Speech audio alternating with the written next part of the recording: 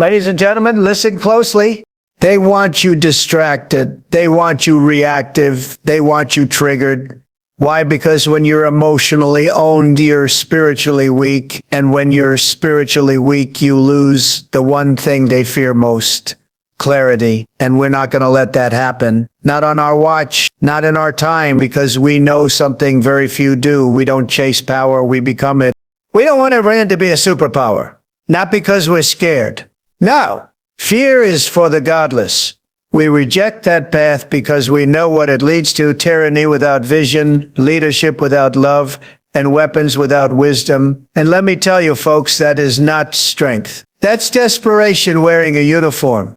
See, when they shout about rockets and revolutions, we speak about resilience and revelation because we're not here to burn the world down. We're here to elevate it. We're not just here to survive. We're called to lead with destiny. You want to know the difference between real power and counterfeit power? Real power doesn't cling. It doesn't beg. It doesn't cry for the world to notice it. Real power walks away with dignity. Real power lets go because it knows who it is. We will not become the enemy to defeat the enemy. We will rise above them. We will stand in the stillness of divine confidence while others scream in chaos. Because when you operate from purpose, you don't react. You respond with revelation. And we know this truth. Iran cannot become a superpower because it lacks spiritual alignment. You cannot become great while clinging to hate. You cannot lead the world while rejecting the light. It's impossible. It's against every law of heaven. We're not jealous of their noise. We are anchored in our silence, a silence that speaks volumes, because we're not detached from duty. We're detached from delusion. And there's a difference, a big one.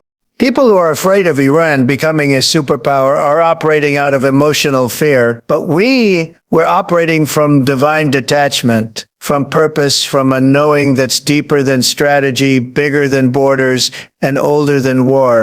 And listen, when you detach from fear, when you detach from the need to prove something, you begin to radiate the kind of power that transforms history. You don't fight evil with bitterness. You outgrow it. You outlast it. You outbuild it. We don't want Iran to be a superpower, not because we're threatened. We've already won the battle. They're still trying to start. We've won it in spirit. And once you win in spirit, the world follows. You think greatness is about domination? No. Greatness is about alignment with truth, with God, with purpose. Iran lost that alignment the moment they chose control over compassion. They chose terror over truth. And the world knows it. And we will not mirror their mistakes. We will lead from above. Because when you see clearly, you don't fight every shadow, you just shine bright. And make no mistake, we shine. We shine not because we scream loud, but because we stand tall. Not because we control, but because we carry truth. Not because we force the future, but because we become worthy of it. So no, we never want Iran to be a superpower, because real superpowers don't need to say it. They live it, and we will. True power never fears to walk away. It doesn't grasp, it doesn't cling, it doesn't beg for approval or validation. It moves with certainty. It knows that its value is not tied to possession nor its strength to proximity. Real strength lies in the ability to release, whether it's a person, a position, a deal, or even a nation. The insecure mind holds on, the powerful one lets go, because it understands something deeper, that what is truly yours can never be taken, and what is not meant for you should never be chased. Walking away isn't weakness, it's authority. It's spiritual intelligence.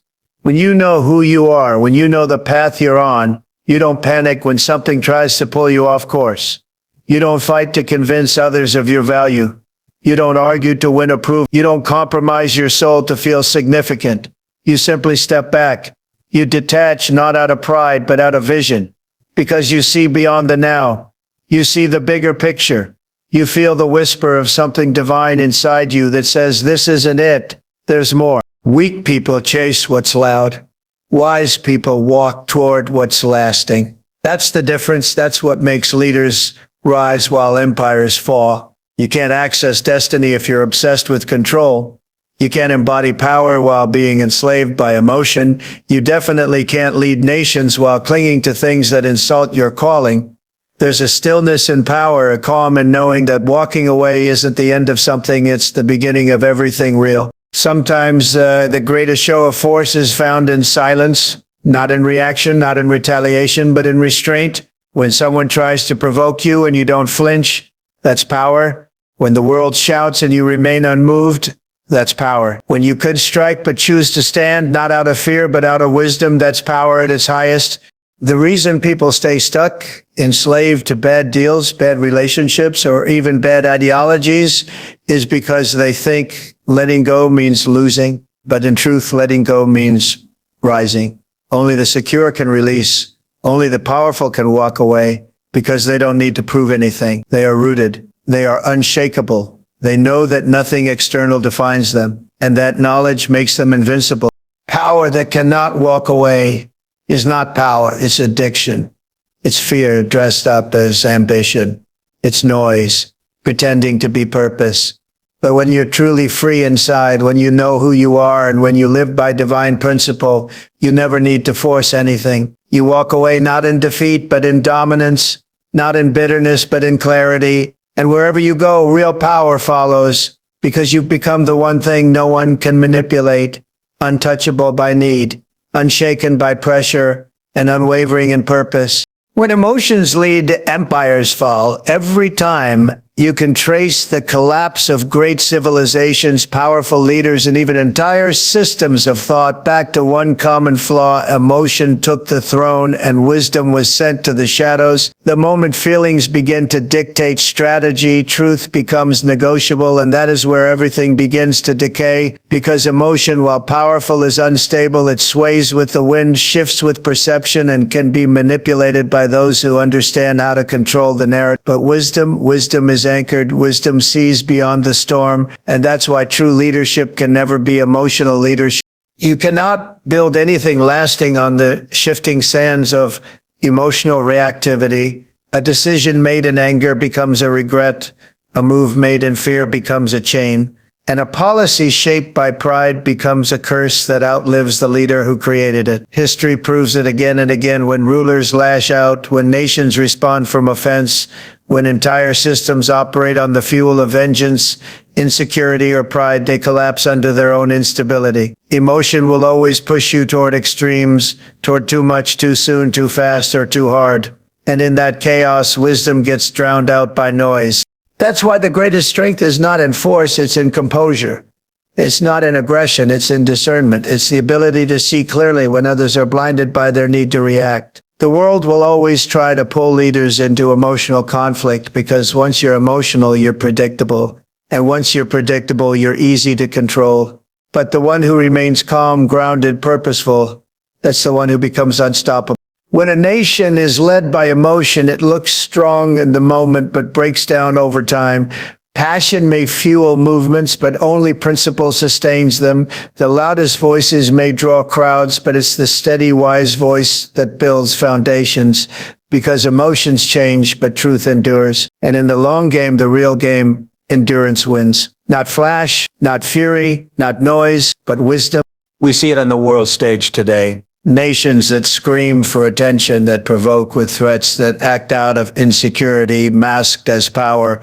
It may look bold, it may feel intense, but it's not strength, it's instability. Emotional regimes crumble because they aren't anchored in anything deeper than the moment. And you can't lead the future if you're trapped in the feelings of today. A leader must be able to feel deeply and yet act wisely. That's what separates the dangerous from the divine. You must be able to experience anger without becoming it, to witness injustice without being consumed by it, to feel the weight of the moment, yet still respond with eternity in mind. That's how true empires are built, not by emotional outbursts, but by vision, purpose, and principle that do not change no matter how loud the chaos gets. Emotion is a terrible master. Let it serve, but never let it lead, because when it leads, it destroys, always. Letting go of fear is the beginning of power. It's not just a mindset, it's a shift in your entire spiritual position. The moment fear no longer controls you, you move from survival to significance. You stop playing defense and start living from a place of divine confidence. Fear is the language of limitation. It whispers that you're not ready, that you're not enough, that you're at the mercy of others. But when you let go of fear, truly release it, You step into the realm where real decisions are made not by what frightens you, but by what fuels you. Fear traps nations, destroys leaders, and paralyzes vision. It turns mighty warriors into anxious spectators. It makes people cling to what's familiar even when it's killing them. It makes nations tolerate evil because they fear what standing up might cost. But power, true power, begins where fear ends. The moment you no longer fear being misunderstood, no longer fear walking alone, no longer fear losing approval, you become untouchable because you've detached from the strings they use to control you. The most dangerous man in the room is the one who's not afraid to lose, not because he doesn't value what he has, but because he knows nothing external defines his worth. The moment you believe that your identity, your peace, or your future is in the hands of someone else, fear owns you. And as long as fear owns you, you'll sell your soul just to feel safe. But safety is a lie when it's bought with compromise. You weren't born to play small.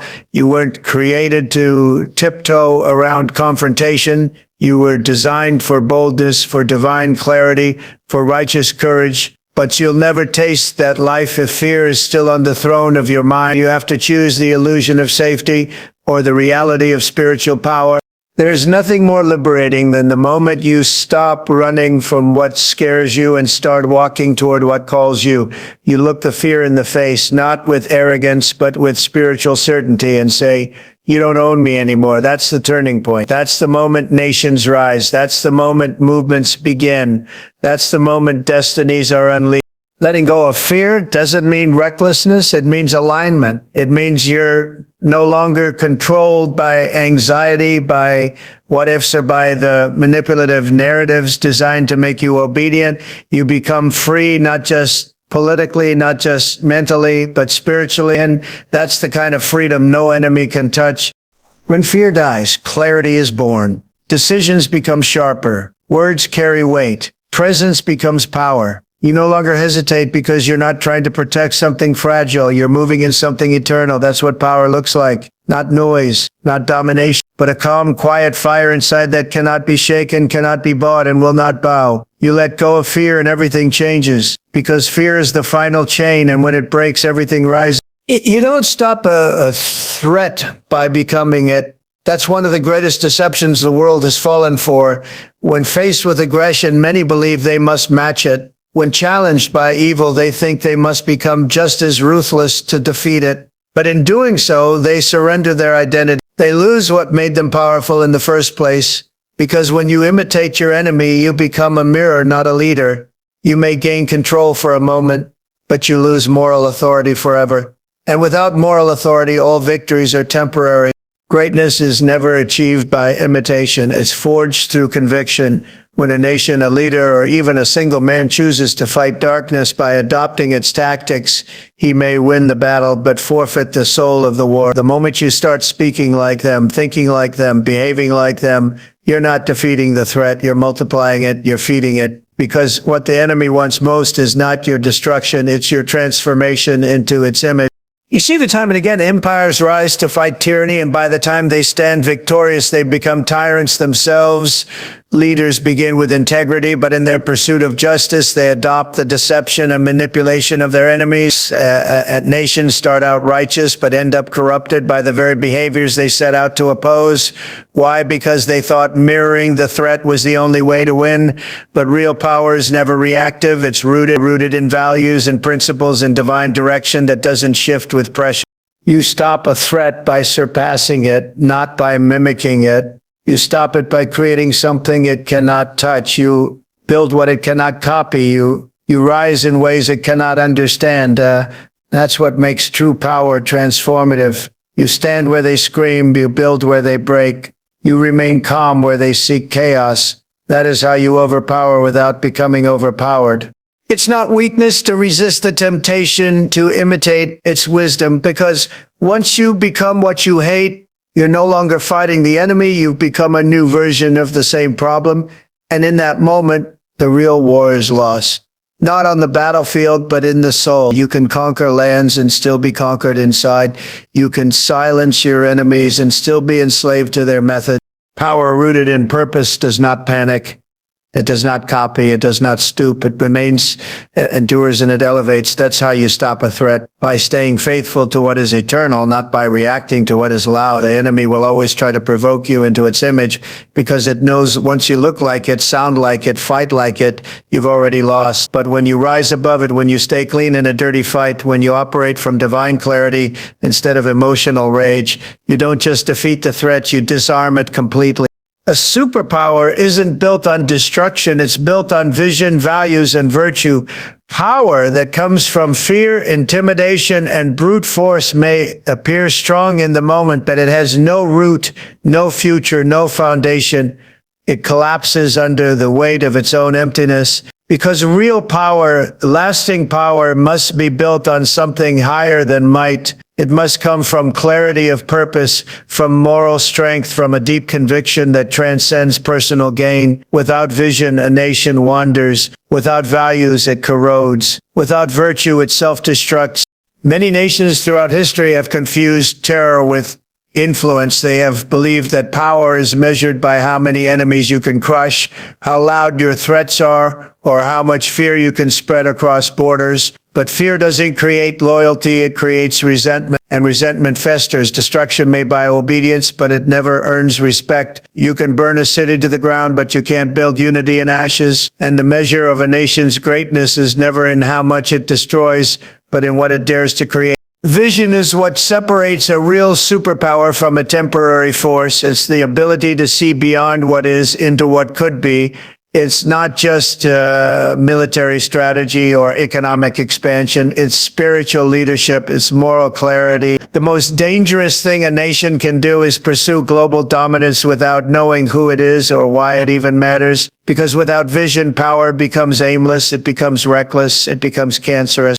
And then comes values, not slogans, not performances, but values rooted in truth, in dignity, in the belief that every life matters, that justice is not a tool of manipulation, but a divine right. Power without values is tyranny, and tyranny always crumbles because it carries within it the seeds of its own destruction. When people fear their leaders, rebellion brews in silence. When people respect their leaders, loyalty becomes unshakable. You can only build a superpower on values when those values are consistent, transparent, and grounded in something higher than greed or revenge.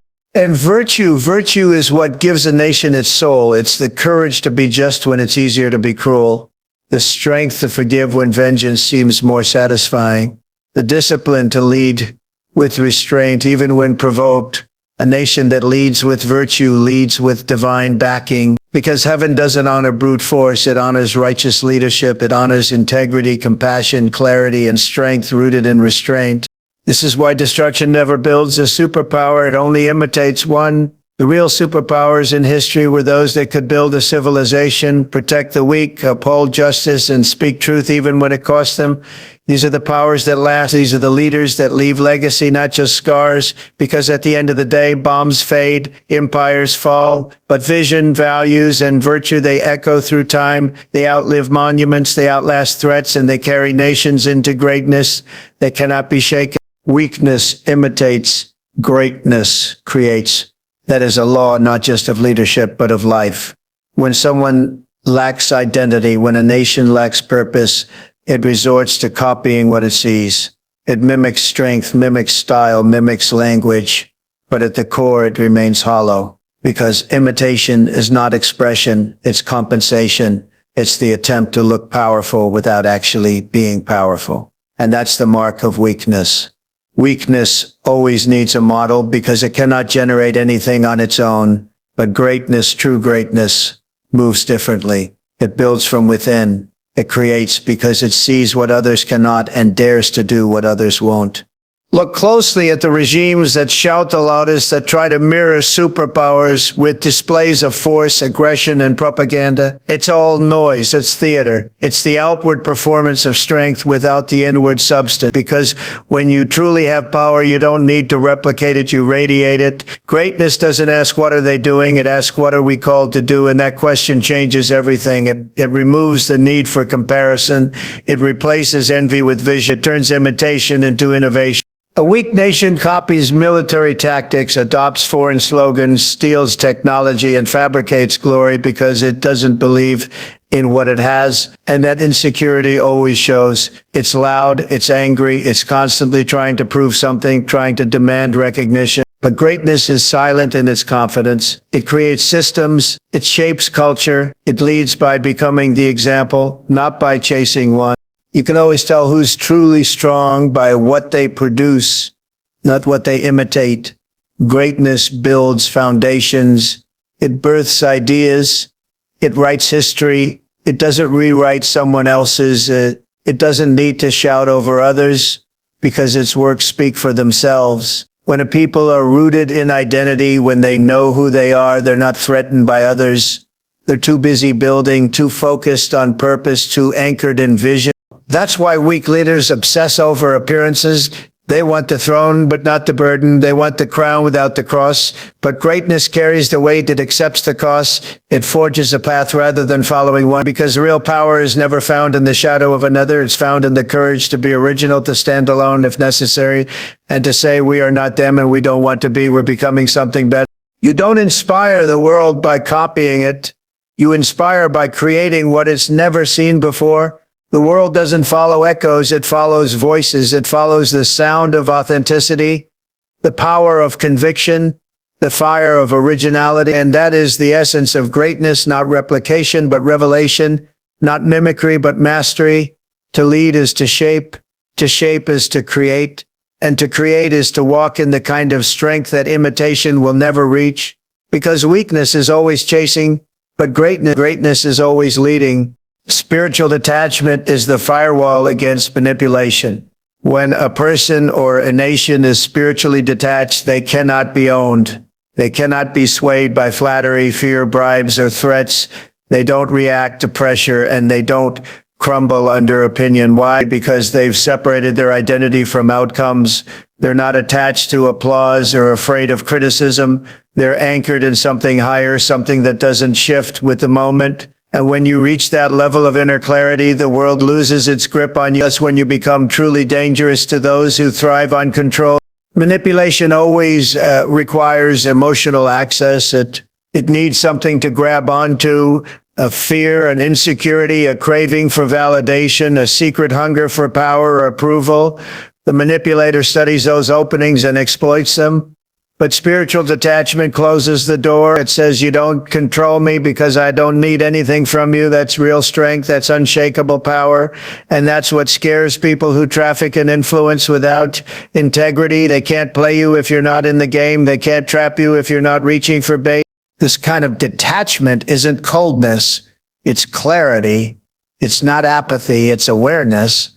It's the discipline of saying, I refuse to be owned by anything that does not serve the truth of who I am.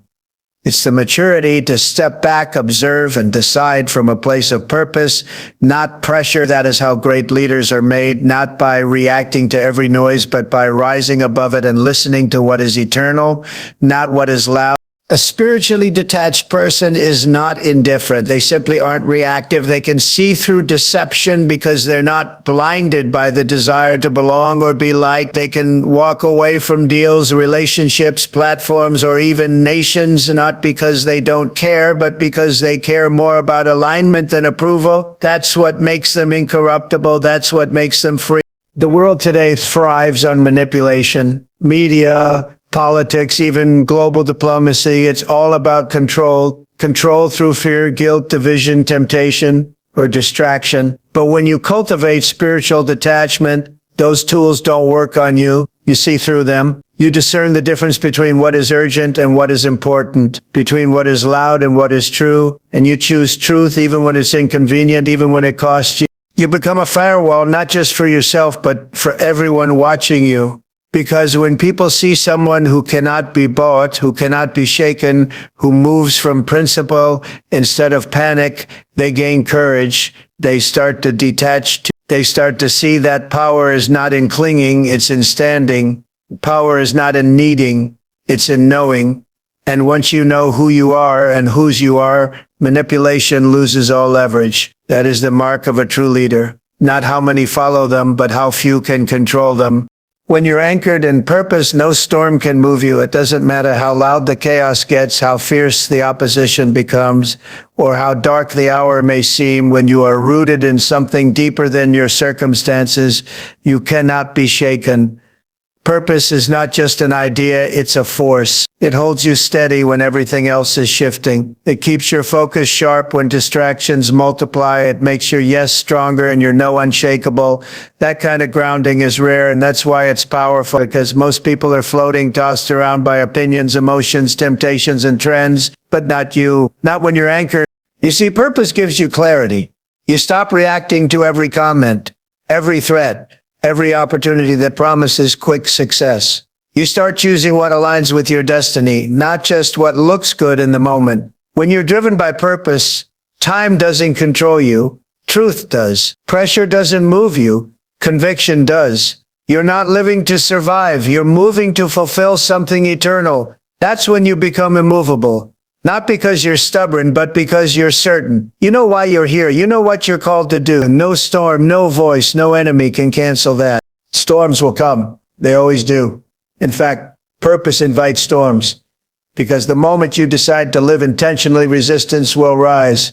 The winds of doubt, the rain of criticism, the lightning of betrayal, they'll all show up. But when you're anchored, those storms refine you instead of ruin you. They reveal what's real. They test your foundation. And if that foundation is built on purpose, not ego, not fear, not convenience, you'll remain. You might bend, but you won't break. Purpose doesn't mean life gets easier. It means you get stronger. It doesn't shield you from every hit, but it keeps you standing after them. And that's what people see. That's what they respect. Not the absence of struggle, but the refusal to quit. That resilience isn't born from emotion. It's born from meaning, from knowing that what you're doing matters beyond yourself.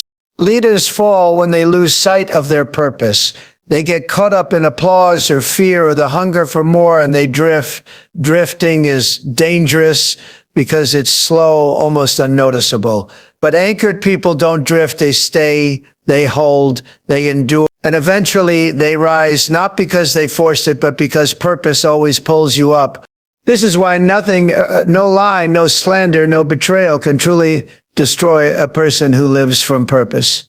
You may be delayed, but you won't be denied, because purpose keeps you centered in who you are and why you're here. And when you live from that center, storms don't scare you. You don't need perfect weather, you just need a deep enough anchor. And when that anchor is purpose, no wave can wipe you out.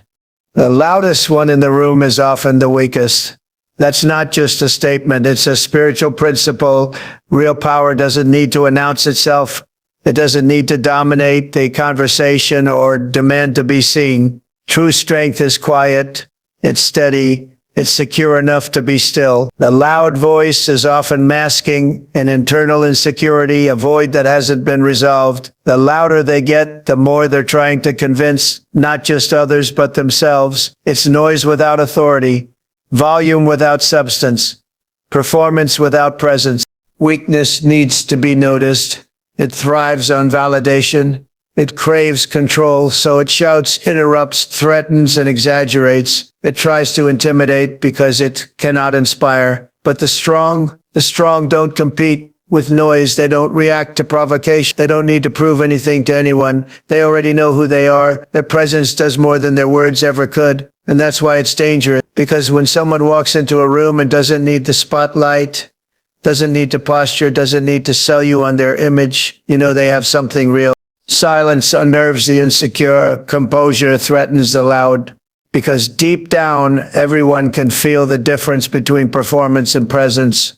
Real authority carries a weight. It's not forced.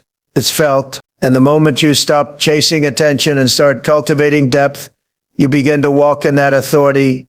You begin to lead from within, not from approval.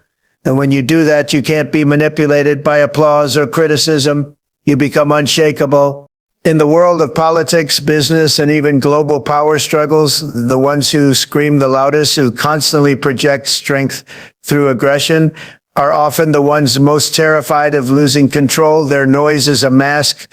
Their bravado is a cover, because if you strip away the bluster, there's very little foundation underneath. But you take a man or a nation that is deeply rooted in truth and conviction and divine assignment, and they don't need to shout, they lead by being. There's a spiritual elegance in restraint, a dignity in quiet confidence. You don't need to respond to every insult. You don't need to flex at every challenge. When you know your worth, your power, your purpose, you don't need to be loud, you just need to be present. That kind of leadership transforms rooms. That kind of presence shifts atmospheres. People remember it not because it was dramatic, but because it was real.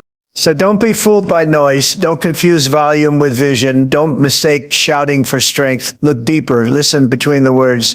Real power may not always raise its voice, but it will always raise the standard. And in a world addicted to attention, the quiet ones, the anchored, the clear, the composed will be the ones who last. Because strength that must be performed will eventually exhaust itself. But strength that is simply lived will endure, speak louder than any words, and lead without ever needing to shout. God doesn't bless nations that crave domination. He uplifts those who carry his truth.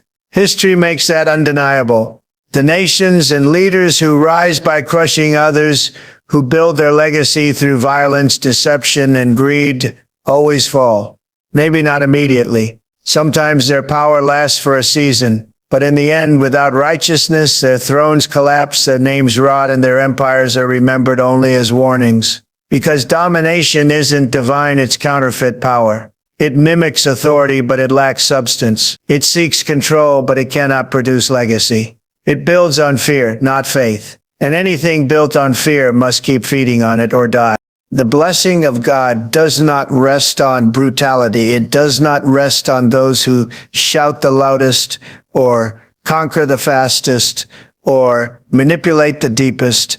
It rests on alignment, on truth, on purpose that serves more than itself. When a nation desires to dominate, it disconnects from the heart of God because his way is never about control. It's about calling. It's about stewardship. It's about raising people up, not pushing them down. Domination is rooted in pride, and pride is the enemy of blessing. It seeks glory without obedience. It demands praise without earning trust. But the blessing of God can't be stolen. It must be walked into, and only truth unlocks it.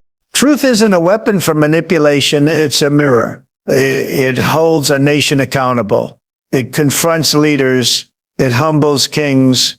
And when a people walk in truth, even if they're small, even if they're surrounded, even if the world mocks them, they are unstoppable. Because God is not impressed by armies. He's not moved by missiles. He's not swayed by wealth or rank or titles. He watches the heart. He weighs the motive. He blesses those who carry his character, not those who build with violence. Many leaders throughout time have mistaken temporary power for divine approval, but the fall always comes. And the higher the pride, the greater the fall. Why? Because God is not mocked. He will not allow his name to be used as a cover for oppression. He will not allow his truth to be twisted into propaganda for empires built on blood. That's why some nations rise quickly but crumble just as fast. They had no foundation. They didn't carry truth. They carried ambition. And ambition alone cannot sustain a nation. But a nation that carries truth, a people who stand for justice, who lead with righteousness, who serve instead of dominate, those are the ones God lifts. And when God lifts you, no enemy can pull you down. When he blesses your path, no force can curse it. The blessing isn't in taking territory, it's in carrying integrity. And when the two collide, when power is matched with purity, then and only then does greatness become sustainable. Domination might build an empire, but only truth builds a legacy. And in the eyes of God, legacy matters more than victory. Because victory fades, crowns rust, statues fall, but truth is eternal. It outlasts kingdoms, it silences lies, and it draws the favor of heaven every single time. So let the world shout, let the imitators posture, let the fearful cling to noise and chaos. We will not follow that path. We are not here to dominate. We are not here to mimic power. We are here to embody it, the kind of power that cannot be faked, cannot be shaken, and cannot be bought. Power rooted in purpose, forged in truth, and sealed by the hand of God. Because in the end, history does not remember those who screamed the loudest. It remembers those who stood firm when it mattered most. Not the tyrants, but the torchbearers. Not the destroyers, but the builders. And we will be the builders of a future that cannot be manipulated, cannot be hijacked, and cannot be sold to the highest bidder. We will not fear Iran as a superpower because we know what real power looks like, and that's not it. Real power does not come from weapons or threats or loud declarations. It comes from discipline, from detachment, from vision, from virtue, and above all, it comes from God. So we stand not to dominate the world, but to define it by truth, by strength, by spiritual clarity. That is our path. That is our power, and nothing can stop a people who know why they stand, who they serve, and where they're going. We are unshaken, we are unmoved, and we are ready.